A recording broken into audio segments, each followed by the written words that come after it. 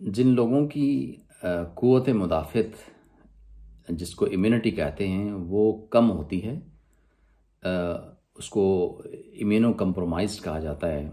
यानी जिनकी क़ुव्वत मुदाफ़त रिस्क पर है, उनके अंदर हर किस्म का इन्फेक्शन, जिसमें बैक्टीरिया, वायरस, फंगल इन्फेक्शन और उसमें कोविड भी शामिल है, उनको ये इन्फेक्शन होने का ज़्यादा ख़तरा होता है। चूँकि वो ज़्यादा रिस्क पर होते हैं, उनके अंदर ये बीमारी थोड़ा ज़रा मुख्तलिफ़ तरीके के साथ नमूदार होती है, मैनिफेस्ट करती है। तो इम्यूनो कंप्रोमाइज़ लोग जिनके अंदर क़ुव्वत मुदाफ़त कम है एक नॉर्मल पर्सन की निस्बत, उनको कोविड की वैक्सीन के बारे में नई हदायत जो हैं वो इंस्ट्रक्शंस गाइडलाइंस जारी की गई हैं, जिसके अंदर ऐसे लोगों को एडिशनल डोज, बूस्टर डोज या कोविड की जो वैक्सीन की तीसरी डोज लगाने की रिकमेंडेशन जो है वो FDA जो फूड एंड ड्रग अथॉरिटी है US की, उसने उसको अप्रूव कर दिया है। अब सवाल ये पैदा होता है कि ये इम्यूनो कंप्रोमाइज लोग जो होते हैं उसमें कौन कौन से लोग जो हैं वो आते हैं। तो सबसे पहले तो जो ट्रांसप्लांट जिनका हुआ हो, एक जैसे जिगर चेंज हुआ है, लंग्स चेंज हुए हैं, फेफड़े या जिगर, ये पैवनकारी ट्रांसप्लांट कह लें आप, या वो जो कैंसर से जो शिकार हैं और जो कैंसर के ख़िलाफ़ जो है वो दवाइयों पर हैं। इसी तरह जिनको ब्लड के डिसऑर्डर्स हैं, जिसको हीमाटोलॉजी की बीमारियां कह लें आप, ल्यूकीमियास कह लें, फिर वो ऐसी दवाइयों पर हैं जिनसे क़ुव्वत मुदाफ़त और कम होती है। इसी तरह जो जोड़ों की दर्द की कुछ ऐसी बीमारियां जैसे आर्थराइटिस की एक किस्म है, रोमाटाइड आर्थराइटिस, सोराइसिस है।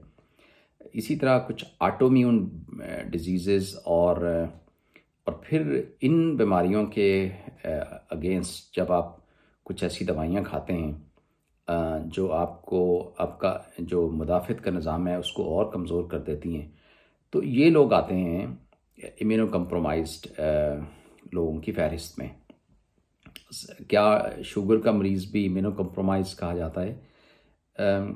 ये बराह रास्त तो उस लिस्ट में नहीं आता, लेकिन कोविड के मरीज़ों में जिनको शुगर होती है उनके अंदर बाकी इन्फेक्शंस की तरह कोविड के इन्फेक्शन का भी रिस्क ज़्यादा होता है। तो इम्यूनो कंप्रोमाइज़ की लिस्ट जो है वो लंबी हो सकती है।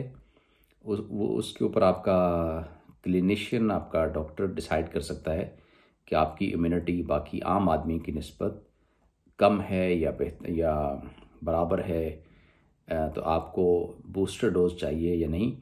फ्रांस में जो ट्रांसप्लांट के पेशेंट्स थे उनको सबसे पहले फ्रांस की अथॉरिटीज़ ने न सिर्फ अप्रूवल की रिक्वेस्ट की, बल्कि उन्होंने इसको सेफ़ समझा, महफूज समझा और ट्रांसप्लांट के मरीज़ों को कोविड की वैक्सीन की जो तीसरी डोज थी, बूस्टर डोज, उनका ख्याल था कि, और उन्होंने इस चीज़ को एंडोर्स किया कि ये सेफ़ भी है, महफूज है और इससे एंटीबॉडीज़ जो हैं वो ज़्यादा डेवलप होती हैं इम्यूनो कंप्रोमाइज ट्रांसप्लांट पेशेंट्स में।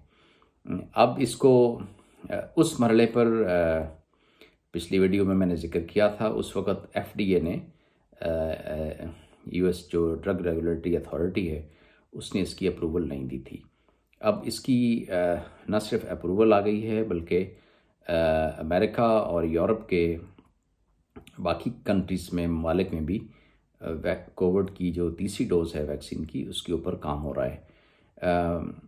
आप जितनी जल्दी हो सके अपनी पहली और दूसरी डोज तो कंफर्म कर लीजिए, क्योंकि लगवा लीजिए। उसकी वजह यह है कि अक्सर ममालिक में जैसे बरतानिया में अगर आपने वैक्सीनेशन करवाई हुई है दोनों डोज, तो फिर आप ट्रैवल भी कर सकते हैं, आप पब्लिक गैदरिंग्स में भी जा सकते हैं।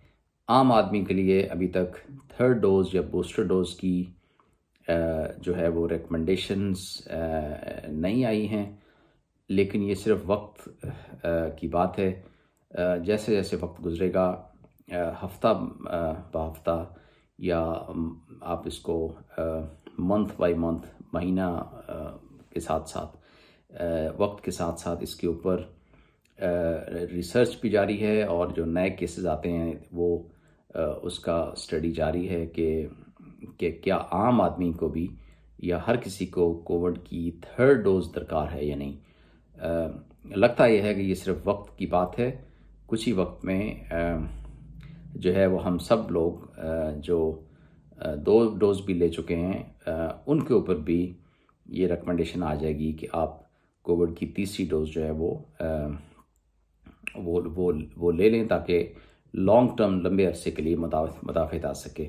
जो इम्यूनो कंप्रोमाइज़ हैं उनके अंदर कोविड जल्दी होता है, सीरियस होता है, लंबे अरसे तक रहता है और फिर वो ना सिर्फ वो ख़ुद उसकी शिकार होकर जो है वो सीरियस हालत में जा सकते हैं, बल्कि वो दूसरे लोगों को भी स्प्रेड कर सकते हैं। इसी तरह बच्चों के ऊपर फोकस है, बच्चों की वैक्सीन के ऊपर भी। उसकी एज लिमिट भी 18 से नीचे आ रही है। कुछ कंट्रीज़ में 16 से ऊपर, 16 से 18 लोगों को की एज के लोग जो बच्चे हैं उन तक वैक्सीनेशन की रसाई हो रही है। तो बहुत ज़्यादा अफवाहों की बजाय जो है वो वैक्सीनेशन की तरफ तवज्जो दें और बाकी की जो एहतियात हैं वो अपनी जगह पर साथ साथ जो है वो जारी रखिए, जो भी आपके एग्जिस्टिंग कंट्री के अंदर रिकमेंडेड हैं। आपकी तवज्जो का शुक्रिया। डॉक्टर नईम अशरफ मेरा नाम है। किसी और वीडियो में मुलाकात होती है। अपना ख्याल रखिए। खुदा हाफिज़।